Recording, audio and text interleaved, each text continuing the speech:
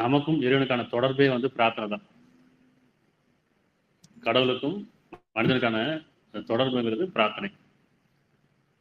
இந்த பிரார்த்தனைன்றதான் நம்ம என்ன செய்றோம், தொழுகைங்கிறதும் ஜெபங்கிறதும் கும்பிடுறதும் இது எல்லாமே பிரார்த்தனை அடிப்படையில் தான். ப்ரேயர் பொதுவாக வந்து இங்கிலீஷில் ப்ரேயர்னு சொன்னாங்கன்னா அது இறைவன்கிட்ட வேண்டுதல் அர்த்தம். ஆனால் ஒவ்வொருத்தருக்கும் வேண்டுதல் வந்து வெவ்வேறு முறையாக இருக்குது, சடங்காக இருக்கு.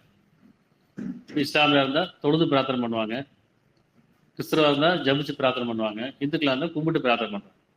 இப்போ பிரார்த்தனை என்ன? இறைவனை பிரார்த்திக்கிறது, இறைவனுடைய வேண்டுதல் அர்த்தம்.